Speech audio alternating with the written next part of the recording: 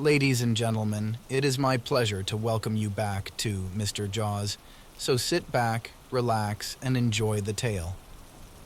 But before that, please consider giving us a like. No one knows exactly when the harvest lottery began in the remote mountain town of Red Ridge. Most folks assume it dates back over a century, started by the superstitious miners who first settled here.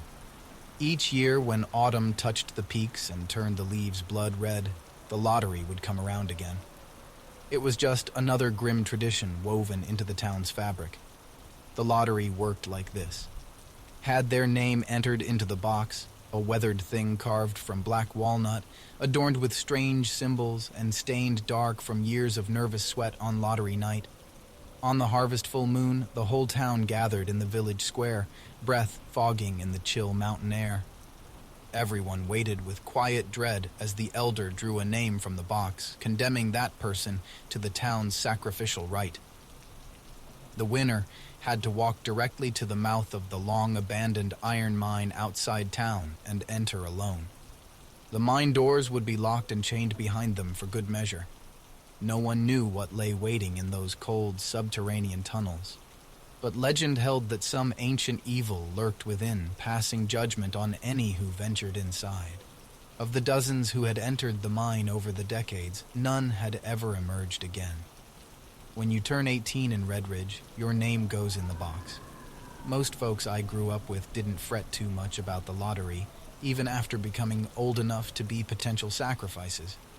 We assumed level-headed people no longer took the superstitions seriously. The lottery was likely just a morbid custom that had outlived its relevance. But everything changed for me as harvest season neared my 18th year. My blood turned colder than the mountain air. For the first time, the threat of the lottery felt chillingly real. I lay awake at night, imagining the cold walk to those gaping mine doors that had swallowed up so many. Finally, the night arrived, the harvest moon lottery.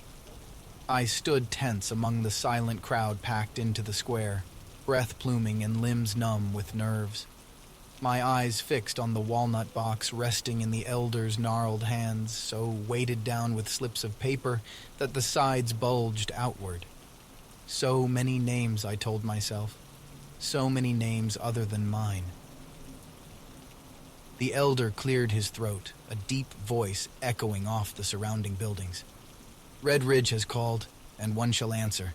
May the harvest protect us all.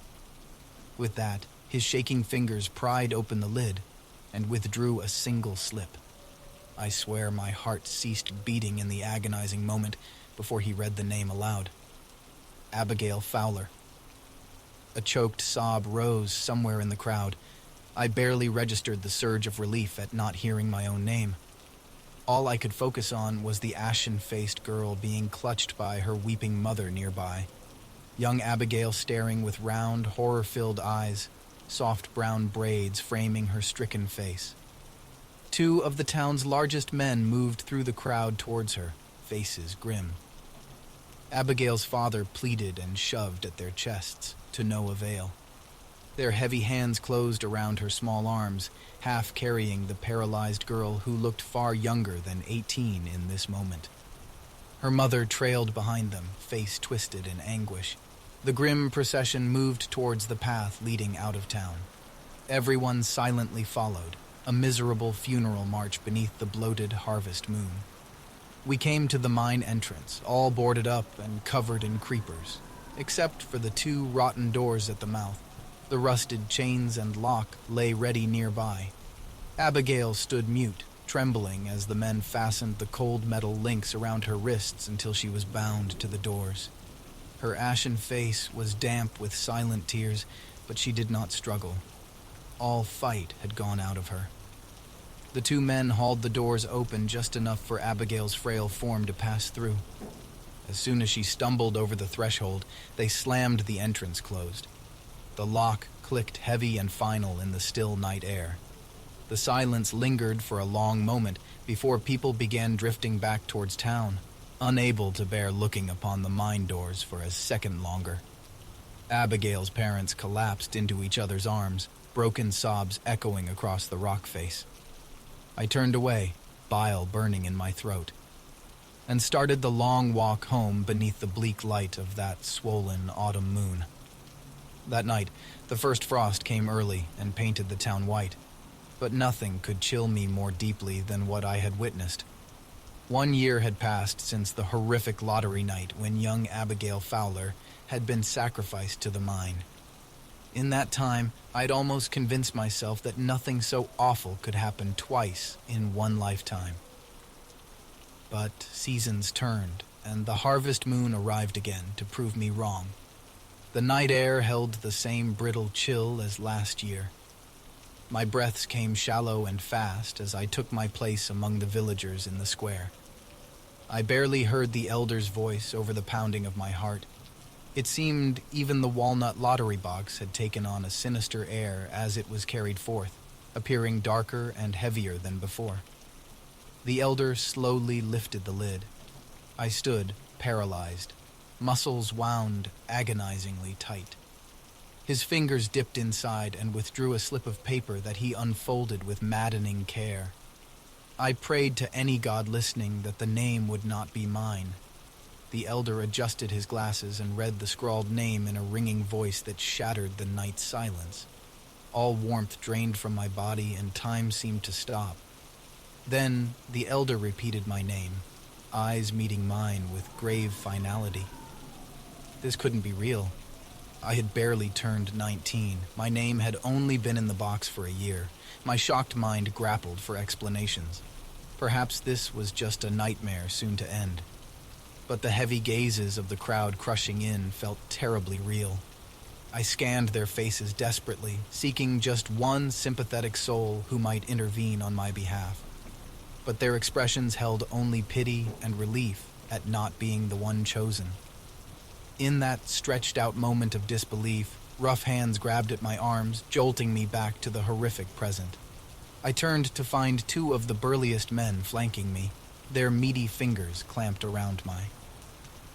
They began marching me down the path out of town, indifferent to my struggles or panicked protests. This was their solemn duty, performed without emotion. I knew then this was no nightmare. My mind reeled, struggling to accept my grisly fate as we passed beneath the gaping mine entrance. 1 year ago, I had stood numbly in the crowd as poor Abigail met her end here. Now that monster of a mine waited hungrily to swallow me as well, its secrets guarded by those decrepit chained doors. The rusted bindings cut cruelly into my wrists and ankles as I was fastened to the entrance. The heavy links allowed just enough slack for me to stand or sit, but no chance of escape. Not that fleeing into the wilderness would grant me mercy. The lottery had selected me. The ritual must be completed. The 2 men worked in silence to unbar the doors. A weeping woman stepped forth, pressing a lantern into my quaking hands, the sole comfort allotted to those sacrificed. And then the doors groaned open, revealing the impenetrable darkness awaiting me. One of the men gave me a gentle shove over the threshold, and I stumbled inside. With an awful note of finality, the doors creaked shut once more, leaving me sealed in that unfathomable blackness. I heard the lock turn, followed by the receding footsteps of the townsfolk hurrying back to their lives, wanting no part in what came next. Alone now, I sank to my knees on the frozen earth, lantern clutched in white knuckles. The feeble ring of light pushed back the subterranean shadows only a few feet, a primal, smothering force that squeezed the breath from my lungs. I had no concept of time down there in that eternal night. Seconds and hours lost all meaning as I waited, paralyzed by the hideous unknown around me. The lantern's oil would not last long. Once that fragile light was extinguished, even my sight would be stripped away, leaving me utterly at the mine's mercy. The only noises were the frantic hammer of my heart and the occasional drip of distant water. But listening closer, I detected subtle sounds that stirred the primordial fears buried in all men, the scuttling of unseen feet, slithering whispers that raised goose flesh, barely audible moans that seemed to come from the rock itself. Gradually, those subtle cues painted a picture of the mind's dark soul, the ravening entity that had consumed so many frightened minds before mine. I felt it observing me even now, toying with its prey as a coyote does. Once it finished, savoring the terror of what I could only imagine lay ahead, my sanity would be devoured. I cannot say how long I remained there on my knees, listening to the mesmerizing silence that hinted at unfathomable nightmares. But finally, my paralyzing dread began transforming into anger. I was meant to cower until that mythical monster of superstition stole my will to live, but I would not kneel here meekly, awaiting death like all those before me. If the elders needed their ritual sacrifice to maintain their delusions, so be it. But I would face my end with defiance, not terror. Planting my feet firmly beneath me, I rose, muscles creaking from long disuse. I took up the lantern and cast its light down the nearest tunnel, which disappeared into impenetrable shadow. With my blood burning in defiance, I marched into the hungry dark, determined to meet my fate head-on. The leanings and odd angles of the mind soon left me disoriented and lost, but I pushed deeper into the web of tunnels without care. Sooner or later, the lantern would expire, leaving me utterly at the mercy of this dead place. But I walked on, daring the ancient evil lurking here to face me directly. Gradually, the last flickers of light began to dim. Darkness pressed in as the final drops of oil sputtered. When at last the flame shuddered and died, I was plunged into a void utterly empty of light. I stood tall, waiting for the end. But nothing came. There was only the same ominous silence and the beating of my heart. I am not sure how long I waited in that perfect darkness for death to claim me. But eventually I grasped that there was no lurking evil here in these tunnels. There was only an empty grave where ignorance and fear had buried generations of innocence. The true monster was the lottery itself and the frightened people who fed it year after year. I sank again to my knees, weeping bitterly for all the lives sacrificed to this evil tradition. Now, understanding the truth, too late. As my tears slowed, steely purpose took root within me. I would find my way out of this hell, even if I must crawl for years through endless blackness. The darkness was absolute. Even my own hand was invisible as I fumbled along the crumbling mine wall. Every other sense strained to compensate for the lack of sight. The tunnels smelled of age and minerals, with a subtle undertone of decay. The only sounds were my tense breaths and the skitter of clawed feet somewhere in the void, what I assumed to be rats. Blind exploration was slow and difficult. More than once, I nearly cracked my skull tripping over rubble piles and warped lumber. Each new chamber or tunnel fork brought a fresh wave of anxiety. The darkness toyed with my mind. The mind seemed endless, sprawling out into that lightless eternality. Perhaps there was no escape. No, I shook my head violently, casting out those insidious thoughts. I could not afford to let fear and isolation unravel my courage. There had to be a way back into the light. As I crept forward, hands sliding along the tunnel wall, my fingers brushed across strange. I traced the etchings. They were symbols of some kind, arranged in vertical rows, some combination of letters and pictograms, though I could make no sense of them. A miner's code, or older, placed here generations before the first lantern light shone into this darkness. There was no way to tell. The glyphs gave me an idea. I withdrew my Swiss Army knife and began carving my own marks into the stone, arrows pointing back the way I had come from. It was a desperate hope that these signs might guide me out of this maze if I became lost or turned around, and making them helped steady my nerves. I carved whenever the tunnel walls allowed, leaving a trail of symbols like breadcrumbs to lead me home.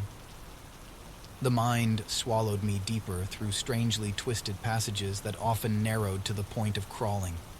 Rot and more disturbing odors I dared not dwell upon.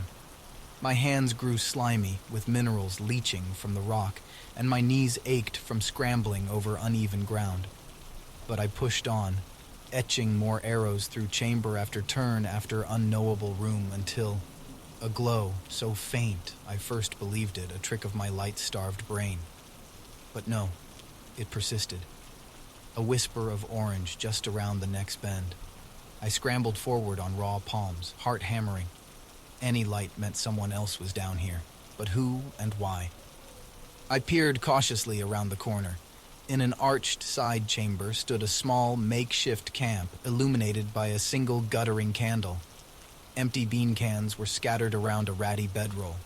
A few wooden crates served as crude shelves, and a table covered in scrawled notes, books, and carved stone tablets, like the ones I'd felt on the walls. Through the grime, I could make out titles on the books. Archaeological excursions in Americas, runic ciphers of antiquity, mystic origins of native tribes. This was no miner's camp. Someone had been living down here intentionally, studying the mine or searching for something. But where were they now? The single candle flickered as if recently lit, its host likely to return soon. I hesitated, then crept into the chamber. If I meant to find my way out, I needed that precious light. Spotting a small candle stub, I lit it from the flame and quickly retreated from the camp. Once I was beyond earshot, I paused to get my bearings. The candle's warm glow was feeble against the dark, but after so long blind, it seemed to shine like the sun itself. By its wavering light, I could study my crude arrow trail carved along the left wall. I had no idea how deep in the mine I now was, but the signs offered reassurance that I could retrace my steps. I crept onward, the candle's flame dancing hypnotically against the rough walls. But as I went, the hairs on my neck prickled. I was not alone down here. The conviction crept over me that I was being watched from the blackness beyond my frail ring of light. The shadows gathered ominously. My own skittish breaths and footsteps echoed back in strange cadences that made me question what was real sound and what were figments of my mind. If I stopped and listened close, I swore I could hear the slow tread of footsteps trailing me through the tunnels. Yet each time I spun around, waving the candle to illuminate the darkness behind, nothing was there. Still, the feeling of being stalked gnawed at me. I quickened my pace, desperate to outrun the lurking presence dogging my steps. But the feeling only intensified, like the breath of some invisible thing on the nape of my neck. Frantic now, I broke into a stumbling run, one hand shielding the fragile candle flame. The erratic light only multiplied the shadows, which now seemed to sway and stretch as if alive.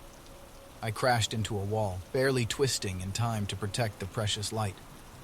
Gasping, I sank to the dusty ground, back pressed against the solid wall.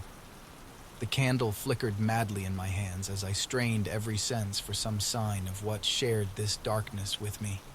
But only silence filled the tunnels.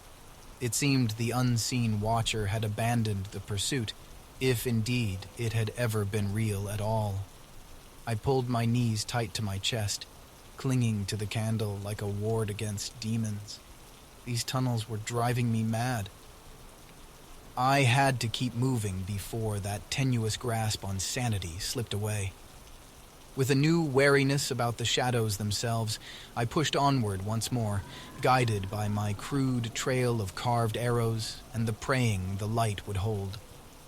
The candle's glow pushed back the ravenous dark as I descended ever deeper through the mine's tunnels. But the light seemed to attract the darkness as well, drawing out strange shapes in the corners of my vision. The shadows contorted into leering faces and claws that danced wildly any time I whipped my head around, only to find empty air. I passed more crude arrow markings carved into the rock walls, though I could no longer tell if they were my signs or if they belonged to someone else. Down here, the passages all looked the same. Then I entered a mildewed chamber and my fading light fell upon a huddled form in the corner. Heart seizing, a withered corpse curled against the wall. Then my vision adjusted and I laughed shakily. Heart seizing, a withered corpse curled against the wall. Then my vision adjusted and I laughed shakily. It was only a pile of stained burlap sacks. But when I turned to leave, another dark mass lay sprawled further down the tunnel. Approaching slowly, the shape turned into a decayed wooden barricade. But in the shadows, it resembled a skeletal body trapped beneath the collapse. The deepening darkness painted life onto anything stationary while making living things appear as tricks of the eye. Or perhaps the mind itself was distorting reality, eager to make me question my own senses as it had so many before. I dared not trust anything these tunnels showed me. I stumbled over a pile of rubble, nearly extinguishing my candle. As I regained my footing, the light fell upon a weathered wooden sign driven into the floor. Danger. Keep out. Foolishly, I took the sign as proof I was nearing the outer sections of the mine again, and that the exit could not be much farther. Buoyed by reckless hope, I climbed over the barricade the sign was posted on. Beyond, the passage narrowed further until I was forced to crawl on my hands and knees. The dilapidated tunnel seemed ready to collapse at the slightest vibration. Jagged rocks scraped my skin as I wriggled forward. Then my hands landed on something soft, covered in rough cloth. I recoiled instinctively from the squirming object. Regaining my nerve, I brought the candle closer and nearly screamed. The light illuminated a contorted human arm, jutting from beneath a small cave-in. Scrambling closer, the full, horrific scene was revealed. A collapsed skeleton lay crushed by fallen rocks, clothed in a rotten woolen shirt and trousers, miner's clothing. The body's posture was twisted unnaturally. One arm was still outstretched, like he had been clawing for escape in his final moments.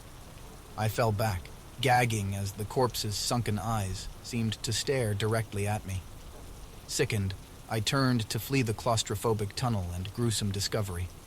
But as I retreated, my light shimmered off dirty metal just beyond the corpse. A miner's helmet with a candle bracket.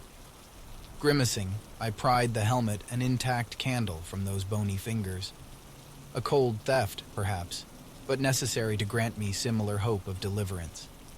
Putting on the helmet, I continued, desperate to escape this place.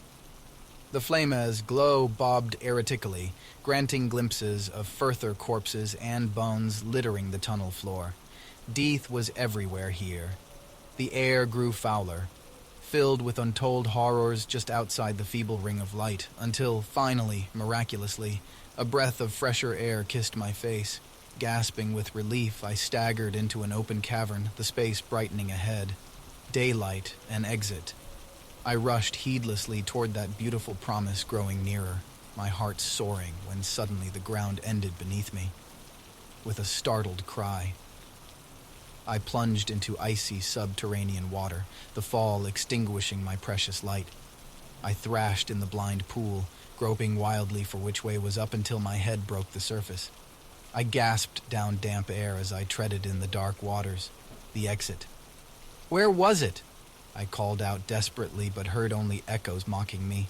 I treaded water endlessly in that lightless pool, too exhausted to cry out anymore.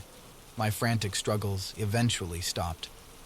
As my will to survive flickered, I prayed the end would come quickly. But just as I began to sink beneath the numb black waters, a sound drifted through the chamber. A voice, muffled and distant, but undoubtedly human. I became alert, listening intently. There it was again. A man's anguished cry for help. New strength surged through my exhausted body. I was not alone down here after all. Splashing wildly, I fumbled along the water-slick walls encircling me, searching for anything to pull myself out. By some miracle, my hands landed on a rusty chain bolted to the rock. I crawled desperately up the links until I collapsed onto solid ground, gasping.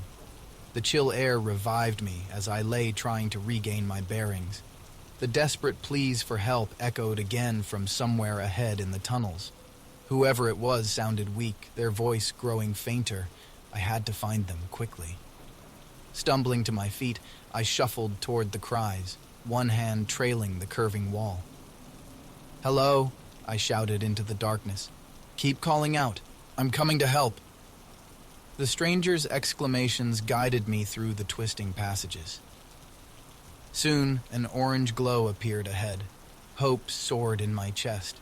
Could other survivors have found a way to navigate this nightmare? I hurried toward the light until the tunnel opened into a small chamber. Across the room, a lantern rested on the dusty floor, its flame dancing gracefully. But its bearer was not what I expected at all. A hunched figure knelt with its back to me, lean frame draped in tattered miner's clothes. It seemed to be hunched over something on the floor. Wet snarls and the sound of tearing flesh erupted from the form as it feasted. I froze. This was no trapped person in need of assistance. Before I could move, the figure paused its feast and straightened slowly. As it turned, the lantern light illuminated its monstrous face. I choked back a scream. Its features were long and skeletal, with eyes that reflected the lantern's flame like an animal's. Dark blood stained its peeling lips, filled with crooked teeth charred as splinters. It fixed its unblinking gaze upon me and let out an ear-splitting shriek that ricocheted off the chamber walls. The creature tossed aside the body it had been feeding on, a mangled rabbit. In a blur of motion, it was rushing straight at me. I hurled myself back into the tunnel, crashing into the wall in my panic. The monstrous thing's talons screeched against the stone where my head had just been. I fled through those tunnels, the creature's wails piercing my skull. My heart beat wildly as I gasped for breath. Blindly, I careened into walls and debris, scrambling like a madman with the beast close behind. I had no idea where I was going anymore. My only thought was getting distance between me and that thing. How could such an unnatural creature exist this far beneath the mountain? At last, I could run no more. Doubled over wheezing, I surveyed the tunnel ahead through the darkness. A small crevice split the left wall. I dove desperately for it, just as sharp talons swiped the space where I'd stood. Rolling into the tight gap, I scrambled deeper until I reached a small hollow in the rock I could crouch within. I huddled there, hyperventilating, willing my heart to steady as the monstrous thing howled in frustration. It prowled the tunnel, sniffing for my scent. My whole body shook with terror as I sat pinned in that claustrophobic hole, listening to its cries just yards away. Dark thoughts swirled through my mind. I was completely trapped with nowhere left to go. Soon it would find me, and those needle-like teeth would tear me apart. I had to force those paralyzing thoughts down. Panicking now would only quicken the end. I focused on controlling each shuddering breath, gradually quieting my pounding heart. If I could remain perfectly still and silent, perhaps the creature would think I'd escaped down another tunnel. Playing dead was my only chance. The shuffling steps and snuffling crept dangerously close until I could hear the thing's foul breaths rasping from just outside. Any second, it would peer into my crevice, and that would be my end. But the tense moments dragged on, and gradually the sounds retreated down the tunnel. Still, I did not dare move a muscle, barely breathing. It could be lurking just around the bend, waiting to pounce at the slightest noise. Only once the oppressive silence had stretched for endless minutes did I finally dare exhale. The immediate threat had passed, but I did not know if the creature still prowled these tunnels, seeking my scent. I would have to wait here perfectly still for much longer to be certain the coast was clear. The chill seeped into my flesh as I sat pinned in that tight space. My mind turned over all I had glimpsed of the hideous beast. Had it once been human, or was it some evil unique to these caverns? I crouched in that cramped hole until I lost all sense of time, my thoughts spiraling into strange waking nightmares. But I dared not move or make a sound. Finally, I could take the confinement no more. After a long stretch of silence, I risked creeping out inch by inch back into the tunnel, ears straining for any sign of the creature. The tunnels appeared deserted. There was no way to know if I had waited long enough, but I had to take the chance. Somehow, I had to escape the depths this monster now claimed as its hunting grounds. I shuffled along the icy tunnel floor, fingers trailing the wall to guide me. Anything could be lurking just beyond my reach. My own labored breaths reverberated strangely, making me question what was real noise versus figments of my strained mind. How long had I been stumbling through this maze? Minutes stretched to hours in the claustrophobic darkness.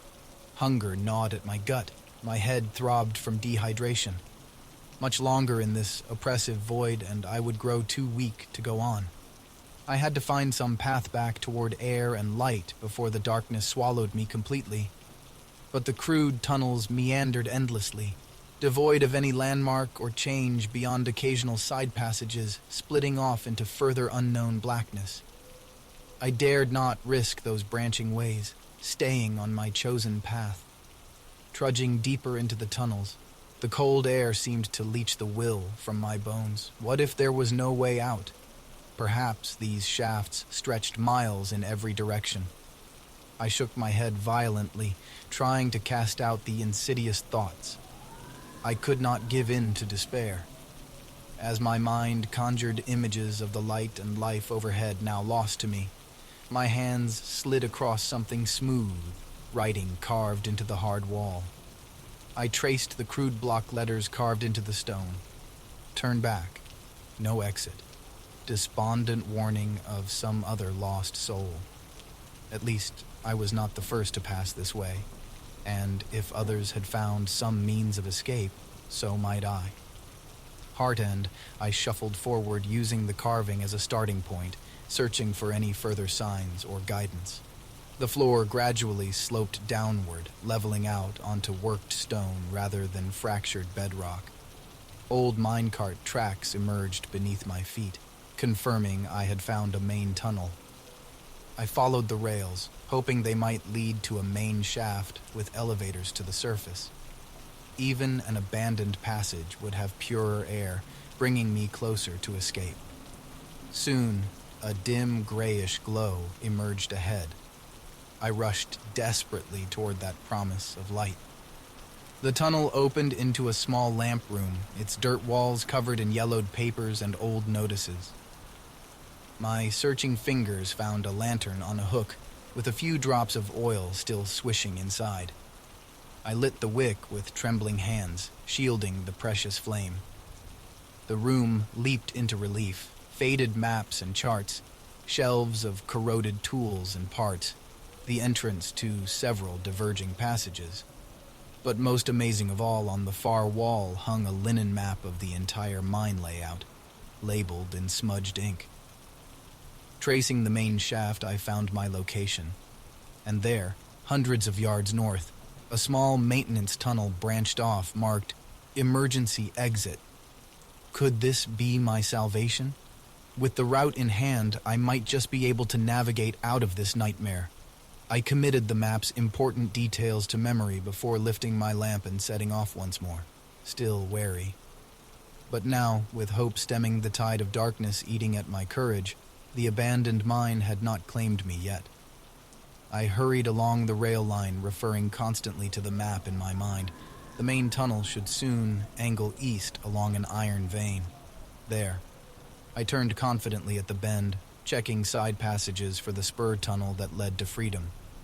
At last, I came to my turnoff.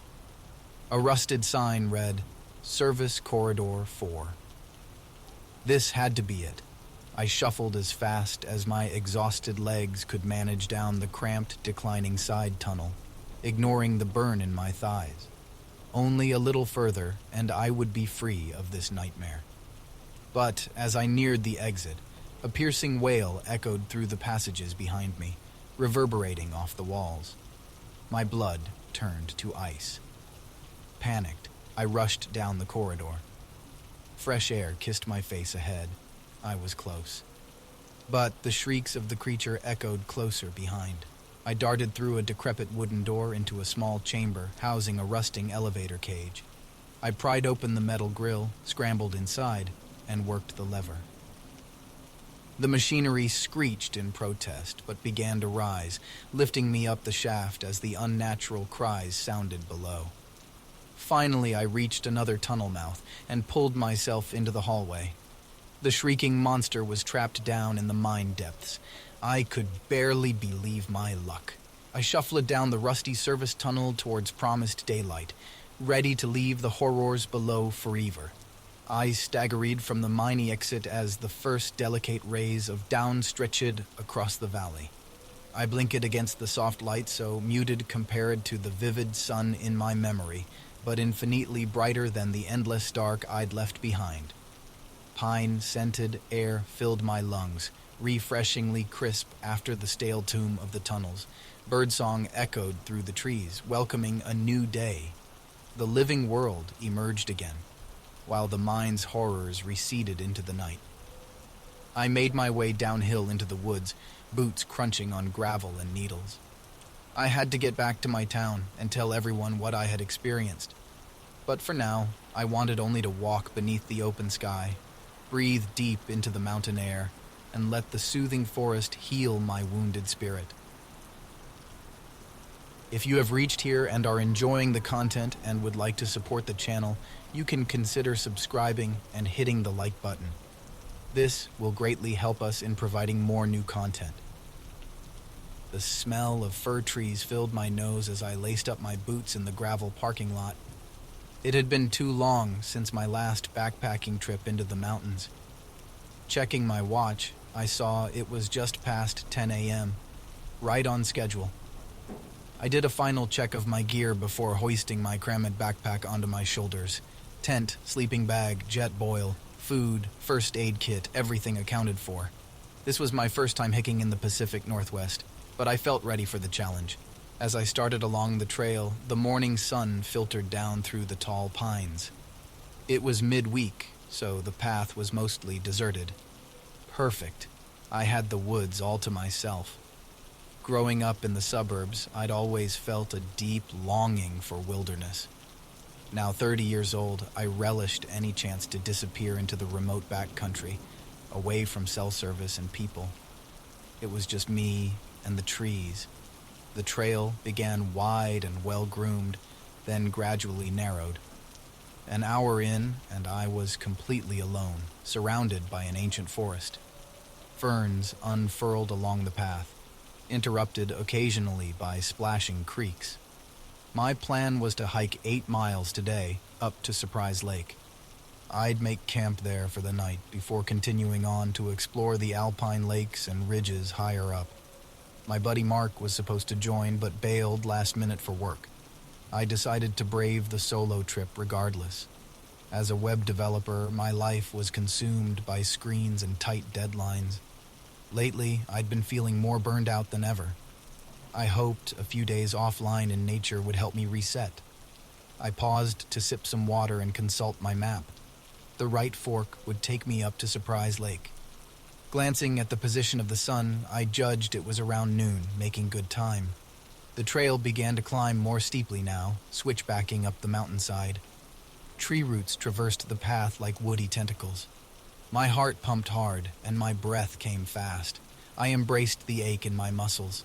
It had been too long since I really tested my stamina and grit.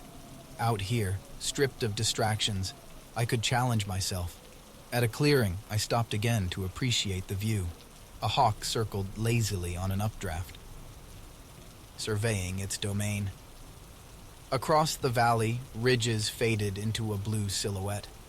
Clouds cast drifting shadows on the treetops far below. After a snack and some water, I continued on, invigorated.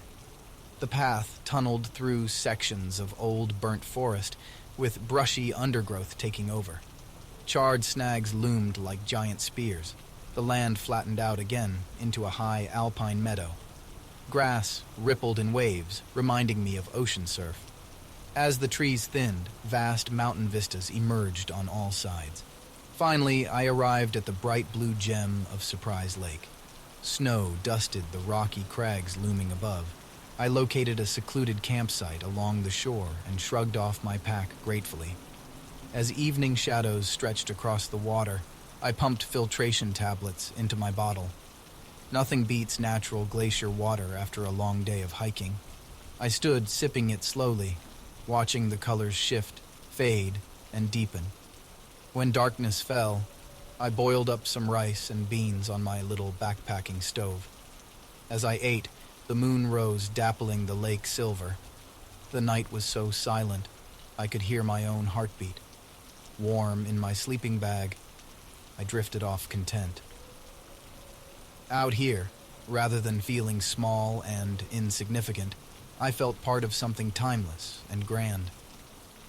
I still had a long hike ahead, but I was ready. I awoke to golden light filtering through my tent walls.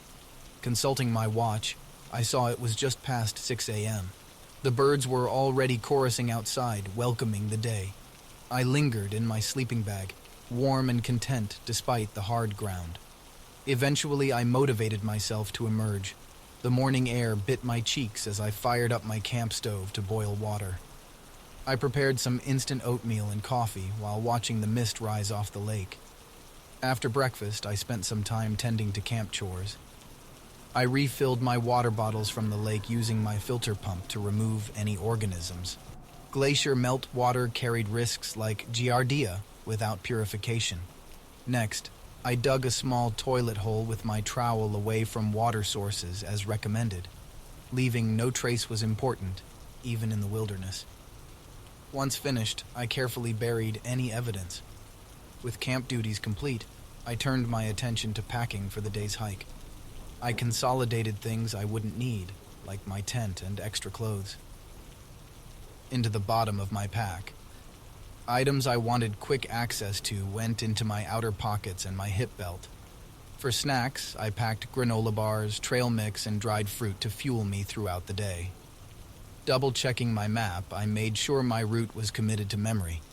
I also placed my satellite communicator and power brick in an easy-to-reach spot. Once satisfied I had everything, I hoisted on the slightly lighter pack and hit the trail. I planned to hike about 6 miles into a high alpine basin dotted with lakes today. My map showed several side trails and peaks to explore along the way. The crisp morning air filled my lungs with vigor as I hiked up through meadows still coated in frost. The rising sun casts golden light on the mountain ridges all around. I felt lucky to be out here witnessing such beauty. After about an hour, the trail forked. My original plan was to go right toward the alpine basin, but a small trail marker pointed left toward an old fire lookout tower. Changing plans, I decided to check out the lookout first before looping around. The narrow trail switched back steeply uphill toward the rocky outcrop where the lookout was perched.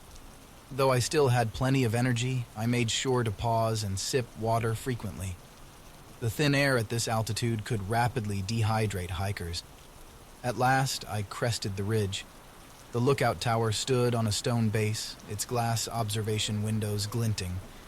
Unfortunately, those windows were all smashed, making the tower unusable. Graffiti covered the walls. Still, the 360-degree views from up here were incredible. I sat on a boulder, snacking and enjoying the panorama. Across the valley, glacier-draped peaks rippled to the horizon.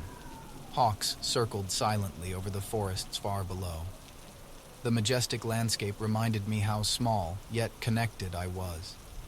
After a good rest, I continued toward the alpine basin.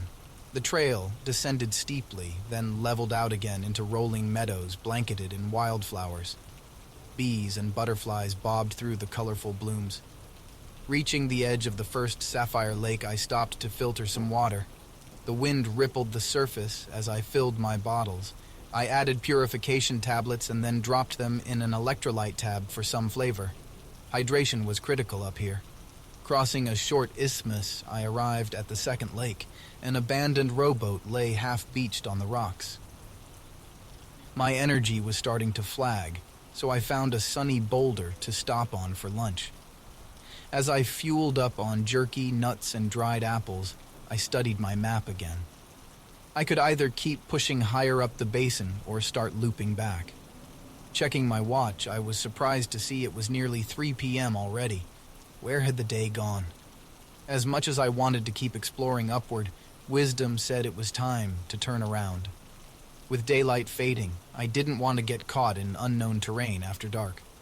I soaked in a last panoramic view before packing up to head back. Even though this trip was solo, I felt gratified rather than lonely out here. The mountains had been excellent, non-judgmental company. Already, I looked forward to my next visit. As I hiked back, shadows gradually lengthened across the alpine meadows. The sun sank toward the jagged peaks in the west, washing the landscape in golden light.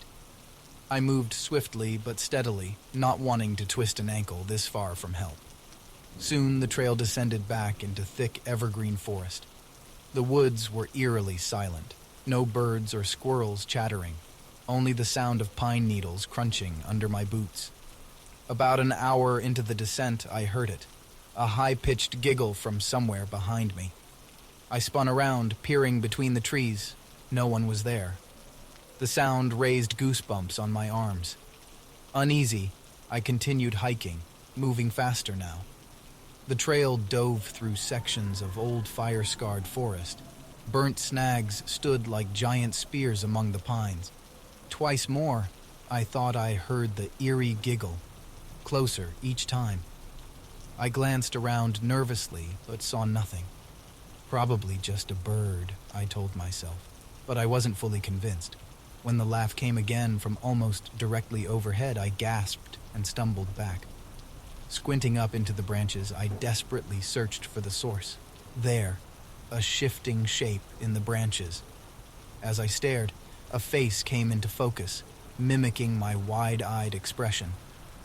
My heart seized in my chest. This was no bird or trick of the light. The features continued morphing, precisely mirroring my movements. Adrenaline flooded my system. I staggered back, watching the thing shift in tandem. Fight or flight kicked in. I chose flight. Breaking into a panicked sprint, I raced headlong down the darkening trail. My feet pounded erratically as I wove between the trees. Risking a glance back, I saw a winged shadow swooping after me. The mimic stayed right on my heels no matter how fast I ran or what twists I took. It herded me like prey down the narrow path. My mind reeled, unable to accept what was happening. Lungs burning, I pushed myself harder. Still, I could hear the mimic in the branches paralleling each turn. It seemed to be playing with me, letting the terror build. I spotted a break in the trees ahead, the steep ravine. Making a split decision, I feinted left, then hurled myself right over the edge. For a moment, I was airborne. Then I crashed and rolled down the slope, needles and stones biting my skin. I lay gasping at the ravine bottom, stunned but elated. I'd lost the mimic, or so I thought. Scanning upwards, I saw a winged shape drop silently over the rim. Scrambling up, I took off running again down the ravine, my leg throbbing. Stumbling over rocks and through grasping bushes, I desperately sought somewhere, anywhere, to hide. But the mimic was still up there. I could feel its hungry eyes on me. My only choice was to keep fleeing through the deepening twilight. The ravine seemed to stretch on endlessly before me. Behind, I could hear the mimic effortlessly keeping pace, waiting for me to finally tire out. But I couldn't give up. I pushed through the pain and exhaustion, fighting to stay ahead. My lungs burned and my legs screamed with each jagged step. Still I ran on. My feet pounded the trail as I sprinted headlong through the trees. Low branches lashed my arms and sweat ran into my eyes. But I didn't slow down. The mimic pursued overhead, perfectly mirroring each twisting turn I took. Looking for any advantage, I abruptly spun around and doubled back the way I'd come.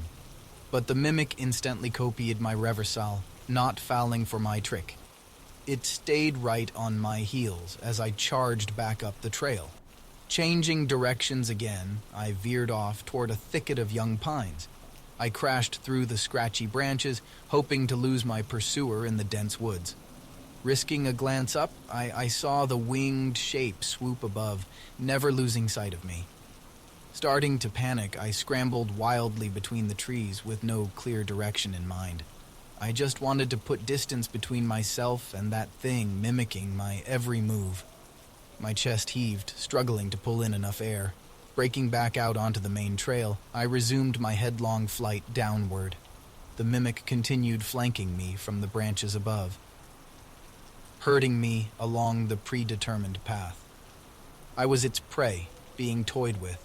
My mind reeled, unable to accept what was happening. This had to be some vivid nightmare or hallucination. But the burning in my legs and lungs felt terrifyingly real as I ran for my life. With no shelters or hiding spots in sight, all I could do was keep plunging blindly on.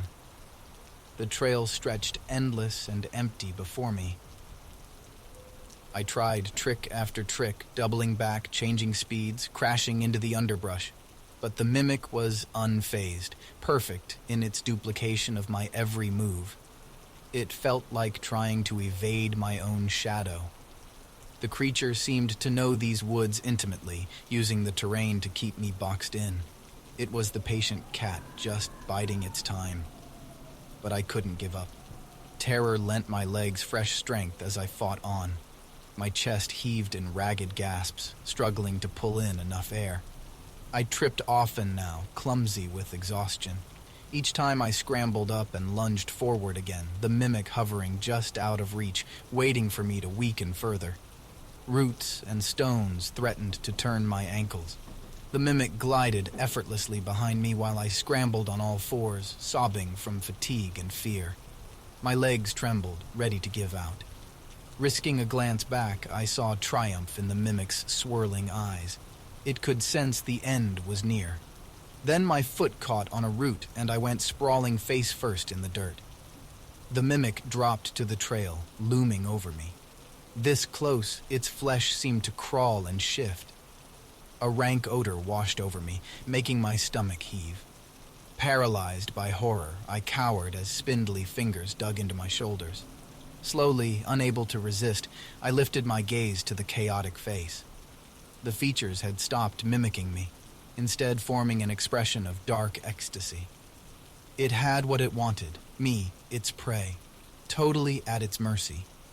Frozen in terror, I could only watch as the mouth opened, far wider than any human mouth should stretch.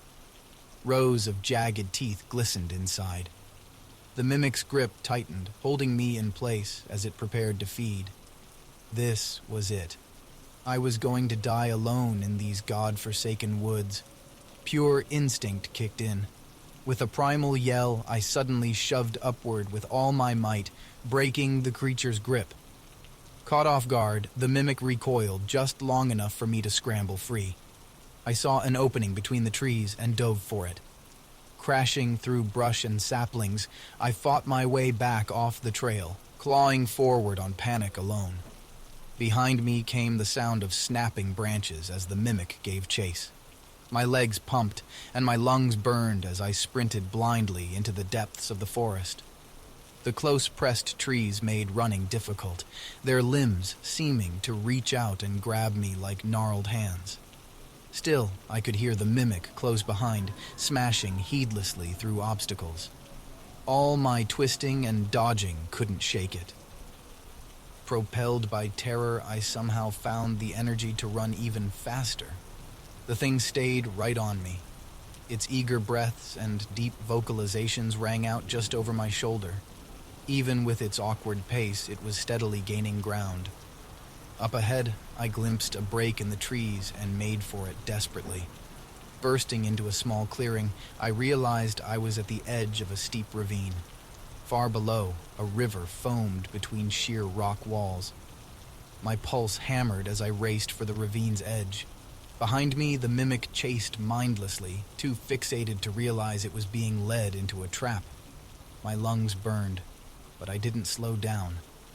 This was my last chance. At the precipice, I veered sharply, skidding along the crumbling rim.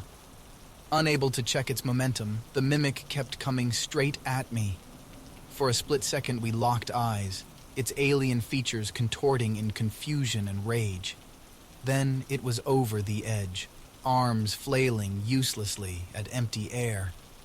I watched as the creature tumbled soundlessly into the ravine, smashing into outcrops before crumpling small and still on the rocks far below. Gasping for breath, I collapsed onto my back. My mind reeled, struggling to grasp what had just happened. The forest was deathly quiet, save for the river's faint roar from the gorge. The mimic was gone. I was alive. Shuddering, I crawled away from the rim and slumped against a boulder. My adrenaline rush left me shaken and drenched in sour sweat. I focused on steadying my breathing as my heart gradually slowed at its frantic pace. The warmth of the sun filtering through the pines and the gentle breeze soothed my frayed nerves. But I remained wary, straining to hear any sounds of pursuit, over the pounding of blood in my ears. The woods appeared empty once more.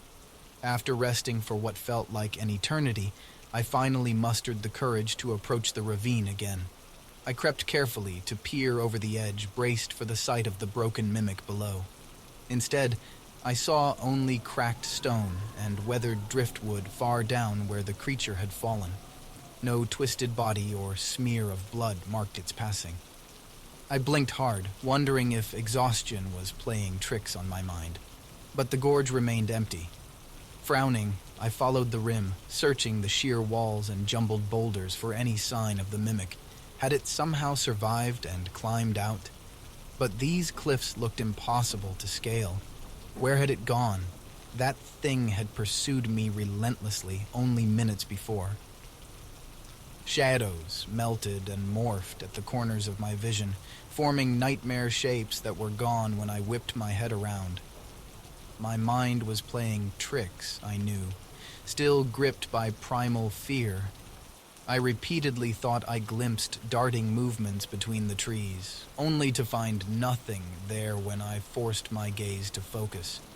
Closing my eyes briefly, I took deep breaths, trying to steady my fraying nerves. I couldn't trust my senses anymore. All that mattered was escape. Reaching a fork in the trail, I hesitated, struggling to get my bearings. Each path looked much like the last. Unsure which way led out, I chose one at random and plunged onward. I refused to slow my pace even as the ground became rockier and less defined. The surrounding woods seemed to shift and resettle around me, erasing any landmarks I tried to memorize. I strained for any sound or smell of civilization, but found only silence. How long had I been staggering through this maze? Minutes bled into hours as I pushed ahead. My watch face was scratched and unusable, the hands frozen. Dread twisted my gut. Maybe I'd been going in circles all this time. I shook my head sharply, banishing those thoughts. I had to stay focused on putting one foot in front of the other. The parking lot couldn't be much farther. Once I reached my car, I'd be safe. I just had to keep going. Then, after what felt like an eternity, I spotted something through the trees up ahead. Moonlight glinting off metal and glass. Hope leaped in my chest. Breaking into a limping sprint, I crashed through the underbrush into the gravel parking lot. My Subaru sat waiting for me under the bright lights of the parking lot. Nearly sobbing with relief, I fumbled my keys out and yanked open the door. With trembling, I all but fell inside, pulling the door shut firmly behind me and engaging the locks. Only then did I finally dare to breathe deep, my twisting gut unwinding. I had made it out. I sat parked in the empty trailhead lot, struggling to slow my breathing and stamp down the panic still flooding my system. Gripping the steering wheel tightly, I focused on the feel of it under my hands, grounding myself in the present. I was safe now, I told myself. It was over. But my heart continued racing like I was still sprinting for my life through the woods. Closing my eyes, I could vividly see the mimic's face twisting in rage as it plunged over the ravine's edge. That image felt seared into my mind.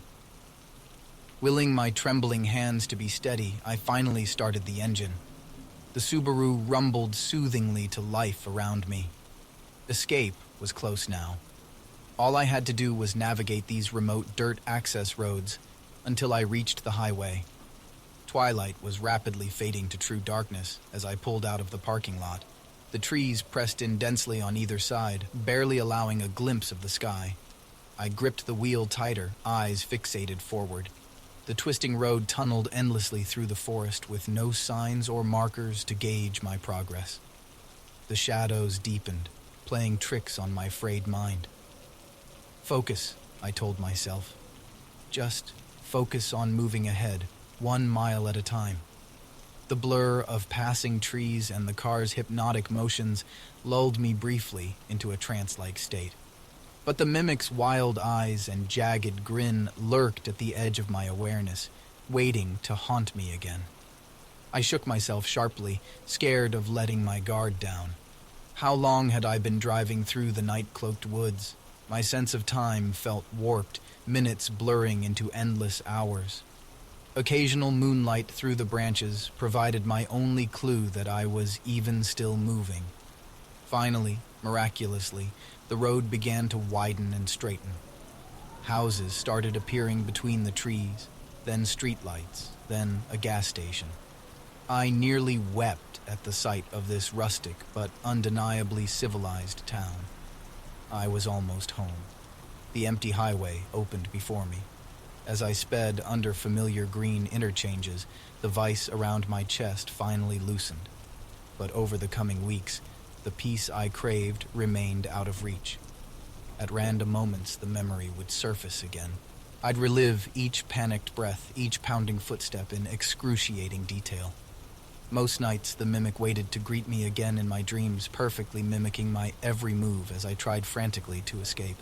I'd jolt awake, drenched in cold sweat, irrationally certain it had followed me out of the woods. The nightmares never fully faded. Some primal part of me was still back there, trapped in those woods. I doubted I'd ever be fully free of the mimic's haunting presence. Those woods had left their mark on me.